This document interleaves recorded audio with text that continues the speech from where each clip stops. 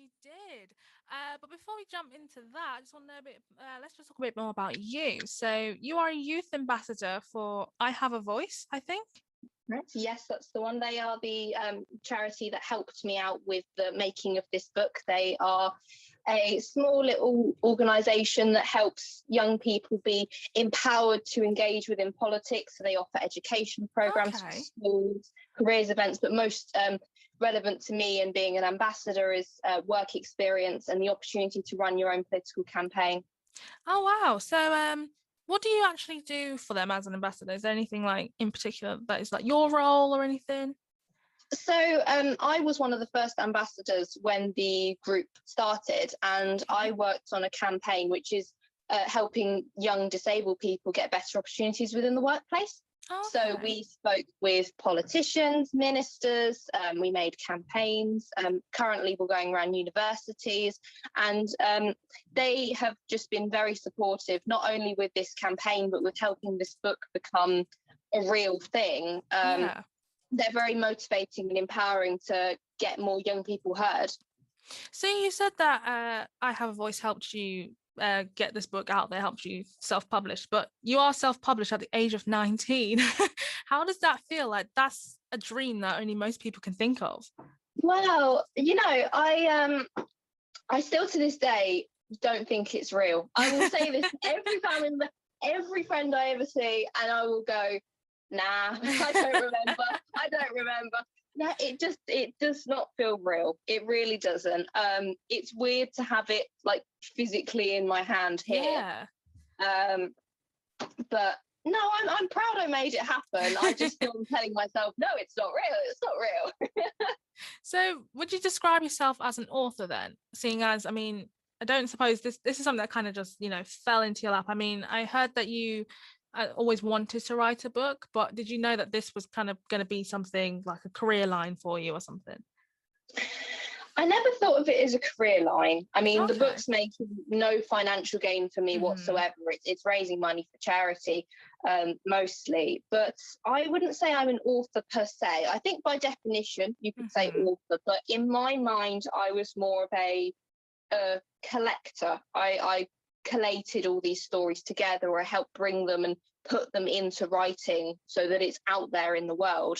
There's a few mentions and a few bits of text by me, but a lot of it is young people across the UK as well. So it's a weird one. I think by definition you could say author, but by like my kind of saying, I'd say collector of stories. It sounds more fancy.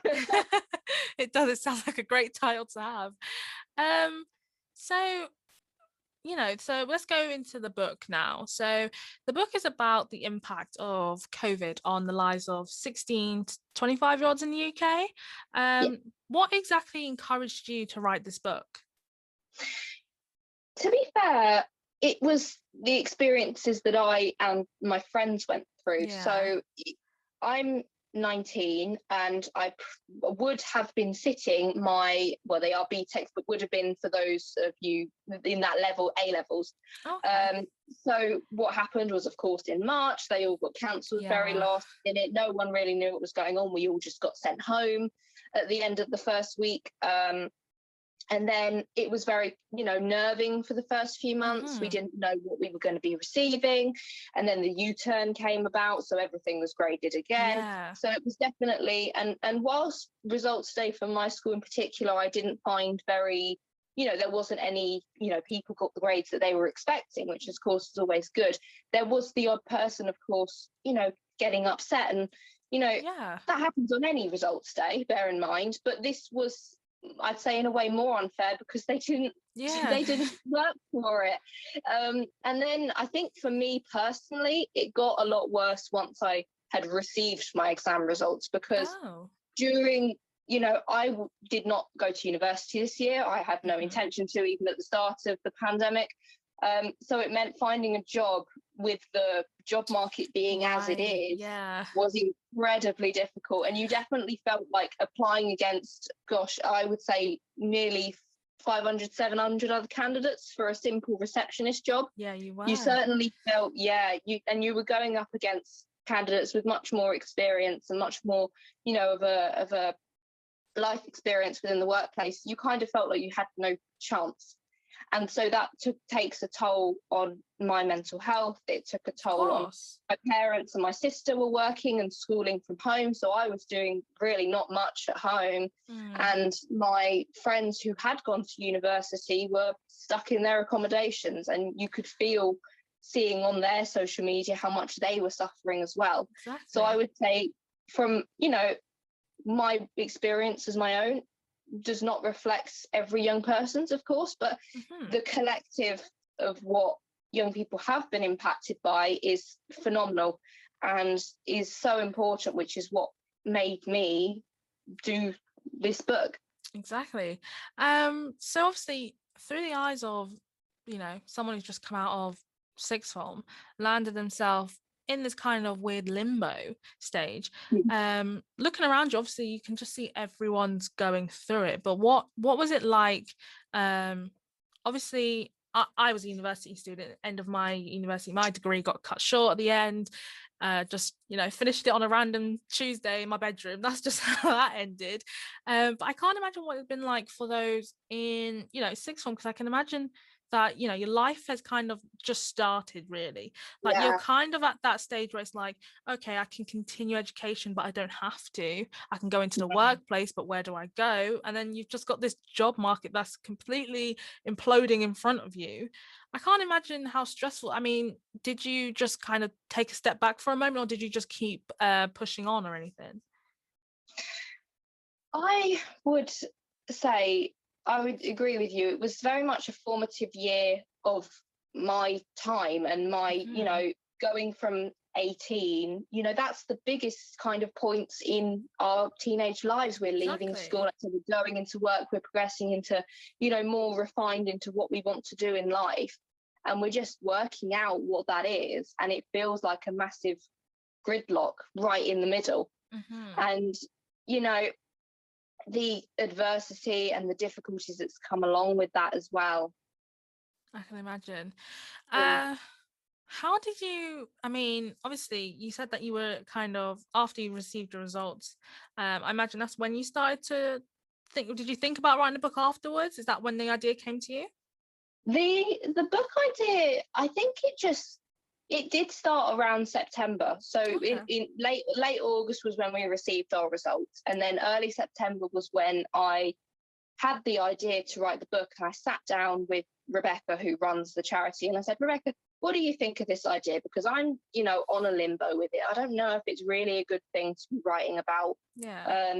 But at the same time, there has been hope as well, and I'll talk about some of the stories we've got in here as well. But I don't know whether to do this, Rebecca. I'm worried this will come, you know, this won't be good. And she said, you should do it. I think this will be something that people want to know and people want to preserve. So I did it. How did you go about, you know, reaching out and finding people to share their stories with you? So part of it was through I Have a Voice. They helped me get the leverage. But a lot of it was, I posted an advert out on Do It, which is a charity volunteering seeking website. So I got entries from up and down the country. So we've gone as far as Scotland, Suffolk, Essex, London areas, Manchester, all those areas across the country. And then a few connections of mine as well, of, you know, with very different life experiences. Like some of my friends and connections were key workers. Some of them started their own business during lockdown. Some were parents of children. Some were parents of children who, you know, had a story to tell of their own. And it was important to get that wide variety of different angles of stories. Not only the sad ones, because of course, like this time has been, it has been difficult, but ones that also inflicted hope as well. And that's what I aimed with this book. I like how you've had like a balance, because I do think sometimes obviously the world, we're full of news of like that's dreary, sad and quite bleak times, but it's kind of good that you've managed to capture both the positive and the negatives that happen in the same time, especially I feel like for other young people to read it, to read other people's bad experiences like they've had, will make them feel like, well, I'm not alone, but also have, on the other hand, another story there that's like, oh, okay, well, there is a way out, there is something I can do. That's just brilliant that you've had that in. Thank you.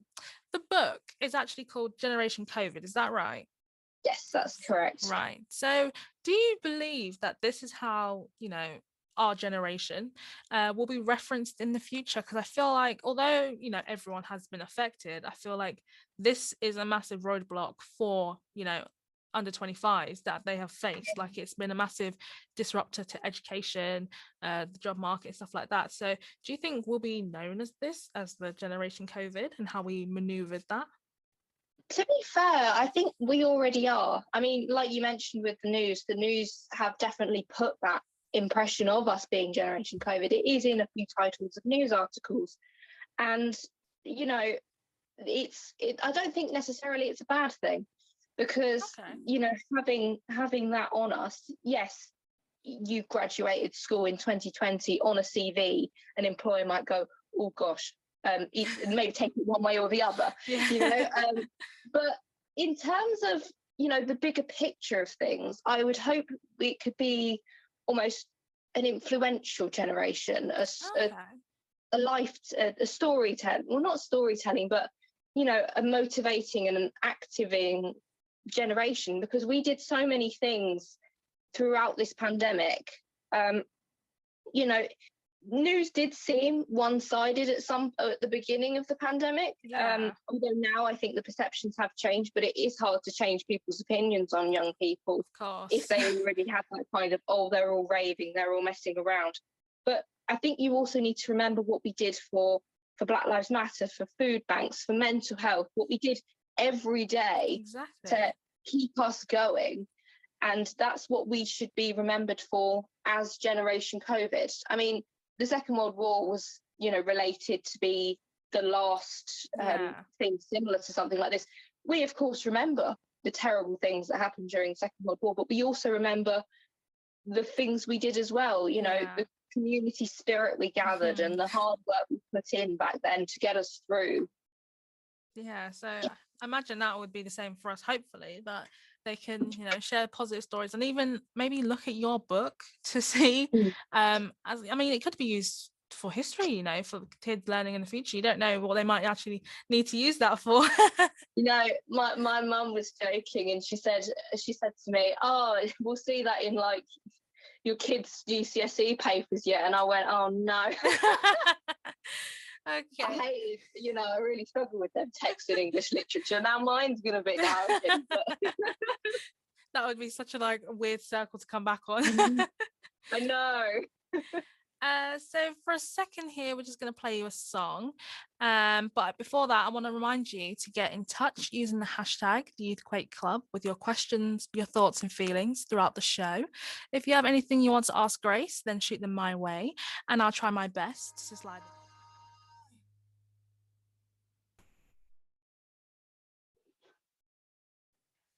Okay, and we're back with Grace.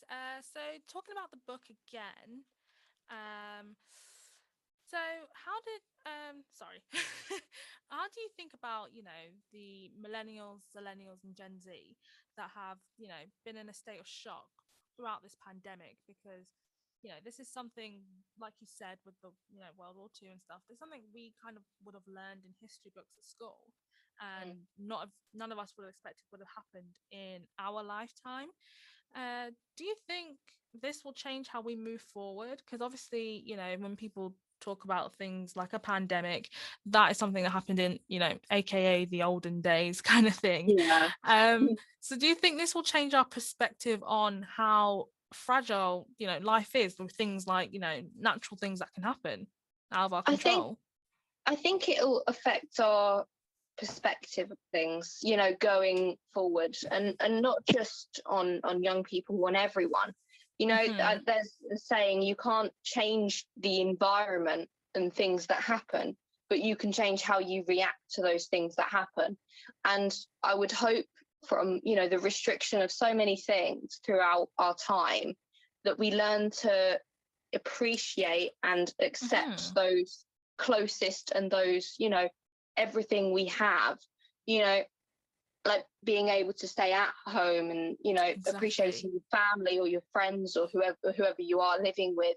And the small things, you know, being able to survive through this, being able to keep yourself healthy, being able to go for a walk in your local park, Yeah. you know, the very simple things, and it will lead us to appreciate the bigger things a bit more. Not to say that we didn't not appreciate them, but I think now we appreciate them more, and we know that we, you know, as a generation and Yeah. as the general public, we have a voice in how those controls are run to an extent, but how we react to them as well. Yeah.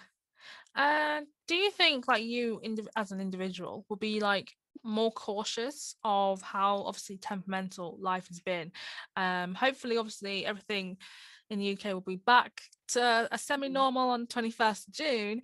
But do you think, you know, if it does return to some sort of normalcy, do you think you'll be a bit cautious about whether, you know, there will be more trouble ahead, let's just say? Mm. I think, you know, it will slowly but surely. I think we will become more trusting of each other, but I think just going forward, being more cautious, and I think more than anything, just appreciating and cherishing the opportunities we have, and then, you know, never taking anything for granted, like I said. And I think just being more careful and considerate, and Yeah. then hopefully it will prevent anything major happening, you know, for a while, or anything that, if anything major does happen, our reactions to it will be different. Yeah, positively. I definitely think like our politicians should have a better understanding of how to react better to anything that changes in the future. So obviously you mentioned that a lot of young people have felt deflated over the last year. But I do believe that, like you said, we're more resilient than we even know. Um, has anyone in particular inspired you, or has just everyone, you know, within any young person like fighting on despite adversity, has that inspired you? I think seeing the courage of young people in general, I love Yeah. that word courage. It's such a good kind of motivational saying, and every single person with every different experience has been able to pull through. And Brilliant. that in itself is inspiring. Yeah. If, you know, I wouldn't ever say, oh, a specific person inspired me. A specific person would inspire me maybe to do something in particular, but a Yeah. specific person would never inspire me in general, because that inspiration has to come from yourself. Okay, that's all right. That's a new way of looking at it, actually. I never thought about looking into myself to find inspiration. So obviously we briefly touched over that the young people have been victims of blame by the media and government for rising COVID cases. How Yeah. frustrating is it to be, I mean, like sit at home and see the kind of tirade that they've been like blasting us with, that even Yeah. when you know it may not be true? Yeah. I mean, don't get me wrong, there has been some people who have gone out partying, who have bent the lockdown rules. I Yeah, am not here to deny that under any circumstance whatsoever.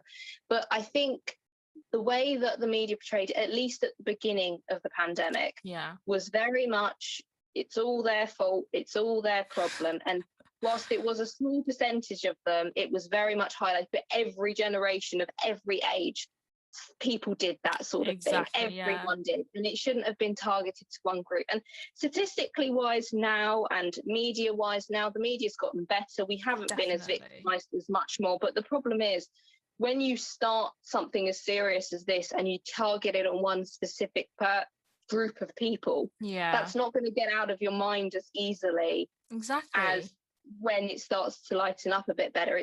People aren't, you know, if people are so, by the media, so heavily, or young people have caused all this, they're not instantly going to go, oh no, it's everyone's fault. You know, if people are going to bend the rules, people are going to bend the rules regardless of their age. But Yeah. so I think it just needs to stop having that, reduce that stigma, you know, in people as well as the media. Yeah, I think definitely like at the start it was like the young people not affected as much by COVID, like they can't get sick kind of thing. And then it was, oh well, Mm. they can pass it on. And then it was like, Yeah. oh, they're partying, they're not social distancing, they're, you know, breaking the rules, and it was all like, okay, maybe there's like a handful of people up and down the country doing that, but I feel like even today, like me now, if I go about my day out on the street and I see people, I can tell that they're a bit more wary because I'm a young person. They're like, oh, she might be carrying it, she might be spreading it, not social distancing and stuff. And I find that that can be hard on young people, especially the ones who did adhere to the rules very closely. I think it would be interesting to speak with older people as well. Okay. I mean, to see how they feel about it, because obviously they have been health-wise impacted the most by this, but they are very easily influenced because of the lesser understanding of technology. So I agree with you that it has put us in a very negative mindset, and I do see some people feel a bit judgmental towards me, but at the end of the day, there are people who are blatantly flouting rules as well, and those are the people that should be targeted more than me just walking down the road, because I'm not doing no one no harm as far as I'm concerned. Definitely not. So other than the pandemic, does the book capture any other important events that took place last year? I was thinking of this question when you sent it over to me, and I went, the pandemic has not, it's been there, but another important thing that this book has mentioned is just, every day, yet huge life decisions every young person here has faced. This book is not necessarily how COVID changed this. It's more, COVID was here for this important life decision I had to make, but this is how I did it. And there's a young man in this book that is right at the start, because I absolutely love his story. He worked in the theatre industry previously. He lost his job due to the pandemic. So yes, the pandemic did mean he lost a lot of his livelihood and what he worked for. But during the pandemic, he trained as a paramedic, and he is now a paramedic so for the NHS. So to an extent, his life, if it was not for the pandemic, his life decision would never have happened. And this woman's business, if she helps charities connect with each other and help support each other with local businesses. If the pandemic had not happened, she would have not started this business. And people may have been considering doing things, and the pandemic may have helped them do them. Fair enough. There has been losses of businesses, and I'm sorry for people who have lost lots of parts of their livelihood as well, and there's no denying that those happen. There's a very prevalent in what's happened, and it has been a lifestyle decision that has been impacted by COVID. But formative years in teenage and young people's lives, they were going to happen anyway, regardless of the pandemic or not. Exactly. For you, did COVID actually impact any important decisions for your life? COVID definitely changed my perceptions when it came to job seeking, to finding a good supportive network, and trying to keep myself busy was certainly a difficult one. During the pandemic, trying to find different things to do and keep myself busy, and and I don't think I would have not been a part of I Have a Voice if I had not conveniently logged onto my school emails that day, found the email of the opportunity going about, signed up to the opportunity and joined online, because the opportunity is based in London. I wouldn't have been able to travel to London if of course if the pandemic hadn't have happened, I wouldn't have done that work experience, hence I wouldn't have ever met the charity, I wouldn't have ever spoken with politicians about my views on disability rights, and it's those unexpected benefits as well. And I think my support circle as well, it's gotten smaller, but it's more redefined into helping the friends who are helping me the most as well. Exactly. We're just going to take another quick break, and I am back with Grace again. So, Grace, you mentioned that a portion of the profits made from the book will be going to the charities, right? So, which are those charities? So, 75% of profits will go to 3 small youth-based charities across the UK. One is I Have a Voice, which is a charity who have been helping me out with this project, helping to fund better youth engagement within politics, with workshops and education. Another one is UK Youth, which helps build and restore youth clubs across the UK. And the last one is Aspects Trust, which is over in Milton Keynes, and they help young people on the autistic spectrum learn independence, life and social skills. Oh, brilliant. Was there a particular reason why you and I Have a Voice chose to donate these profits? Because I didn't want people thinking I was doing this project for any monetary gain of my own. You know, the book is designed to help young people in itself. It's got young stories in there, and that will hopefully increase better engagement with leaders and decision makers into making decisions that impact on young people. But more importantly, to support the charities who do encourage that already existing, and fight for better rights for young people and youth services up and down in the UK. Yeah, brilliant. So what are your hopes for this book? Like, what do you hope that it will be able to do? I would hope that the book would have a small yet meaningful impact in the long term. We've seen so many different challenges that we have faced as a nation and as young people as well. And I think to an extent, a handful of people would say to you, when COVID's, getting better, they would never want to remember this time at all. Yeah. But there would be a good handful of people that would say, I want to remember it because of what it taught me, what it taught us, what it taught everyone. And I would hope that having it written down as Generation COVID, how young people responded to the COVID-19 crisis, to be what it is, how young people responded to COVID-19 and what can we learn from it, both the good and the bad. Yeah, exactly. So what are your next steps? Obviously you're doing work with I Have a Voice. Is there anything more that you're doing there, or is there potentially another book that you might write in the future, thinking of? Maybe, who knows? But I was very, very, very fortunate that I was offered a job back in March. So I'm currently working as project assistant for a charity called Transitions UK, which helps young people, my department in particular, leaving the care system, and gives them mentoring support and work like that. And it's an absolutely amazing charity to work with. They do work in Luton as well. I think for adults with learning disabilities and adults facing youth offending as well. And I think maybe mental health as well. Check out their website and stuff. But that is my priority at the moment, obviously my work and what I do, but more important, as well as that, I want to help youth voices be heard, not just because of now, but forever. I would love to speak on TED Talks. That is on my bucket list. I could definitely see that happening.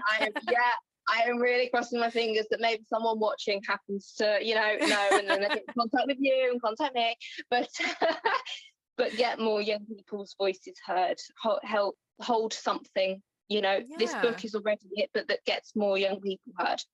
So what does it feel like to be, part of like a voice for a generation? Like, I can imagine, like, you seem so secure in the fact that you know exactly what you want to do. Like, you're basically like the best version of a politician without all the waffling and stuff.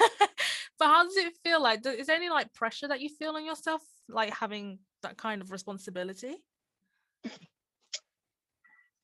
That's a good question. It's all right, take your time. People think I'm like all controlled and I know what I'm getting on. I know what I'm doing in life and stuff like that. I ain't got a Scooby-Doo most of the time. So I wouldn't ever say that. But I just take opportunities as they arise. Definitely. Things that I want to do, things that inspire me. I would have never considered doing I've never studied politics in my life. Oh, really? I was part of a youth council for a couple of years, but apart from that, I've never studied politics for GCSE or A level. I know nothing about the law system, but I'm very much a person for change and inspiring change. Yeah, definitely.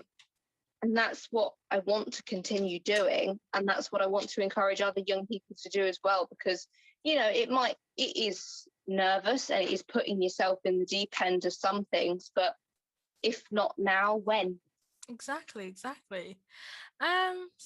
what is one piece of advice that you have for people our age, that young people that are going through this kind of COVID recovery phase and on to hopefully what we know as normalcy? Like, what's one piece of advice do you have for them?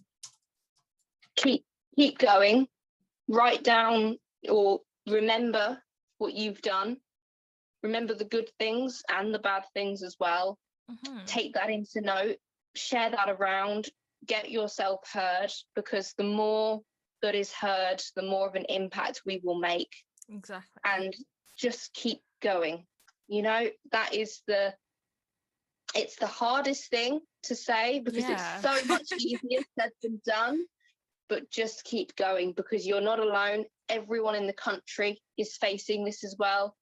Everyone has a unique, way of life and a unique situation that this pandemic has brought about. So this is your opportunity to give your perspective on how this came about and get yourself heard and push for what you want to do. Exactly. I think I like how you just mentioned that you actually seem well put together, but actually inside you feel like you haven't got a clue. I feel like a lot of people in around our age, there are a few individuals, probably me included, that look like they have everything sorted out, they're going down the right track, but actually if you ask them, they're like, I don't know what's going on, I'm just floating about. And I feel like that is very reassuring and inspiring within itself, because although you can seem like you're with it, you can actually be just as lost as everyone else, and it makes people not feel too alone as well. It gives that reassurance. And mental health has come a lot more to light during this time as well, and just in recent times, regardless of the pandemic too. So it's a trend, and it's a very good trend that we are producing and pushing forward. Was there one thing that helped you with your mental health, like through the pandemic? Like, was it reaching out with friends via like technology or anything like that, or was it going like just being outside of nature? Because obviously Mental Health Awareness Week was not too long ago, and that's one of the things that they said that was really helpful during the pandemic. I did an event with a mental health charity back on World Mental Health Day in October, which was very good. I spoke with people who run different charities in the Milton Keynes area that focus on mental health, what they do, why they do it, so get more awareness out there. But mental health wise, for me, I would say more than anything, because one of the things I found the hardest was the fact that the two closest friends I had, the two that live in my area, had stayed in Milton Keynes and hadn't gone to university, both had full-time jobs. So they were both busy working. So the problem for me, mental health wise, was finding something to do, because I couldn't contact them all the time. I couldn't contact my family. So more than anything, I learned to appreciate the outdoors a little bit more. And that was my mental health reassurance, and sharing my mental health story as well, which is something I've been very public about, the things I went through post-pandemic and now.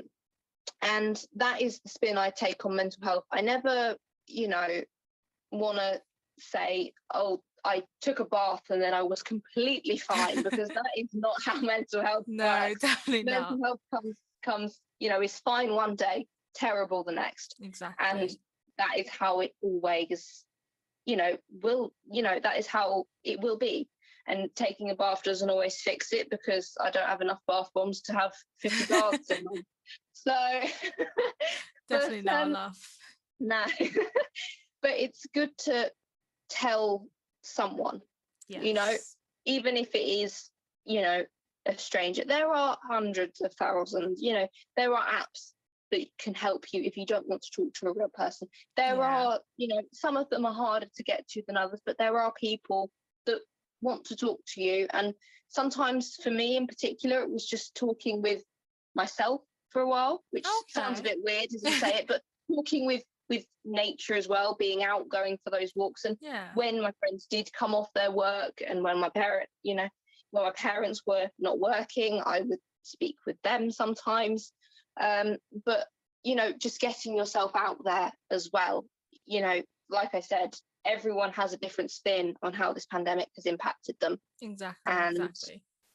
you are not alone in that, and you can tell someone about it. And if you can, and if you have the courage to do so, tell everyone about it, because then they will know they are not alone as well. Exactly. Well, Grace, it was so lovely to have you here with me today. I've absolutely loved talking to you. Just being able to like hear you be like a voice of generation, like I mentioned earlier, especially one that's been silenced. It's just been brilliant to hear how your thoughts and see the pandemic through your eyes, because obviously I've only seen it through mine, but it's nice to see it through someone else's and hear their version of events and how they managed to get through it. Tell me more about the book. Where can everyone go and purchase it? Yes.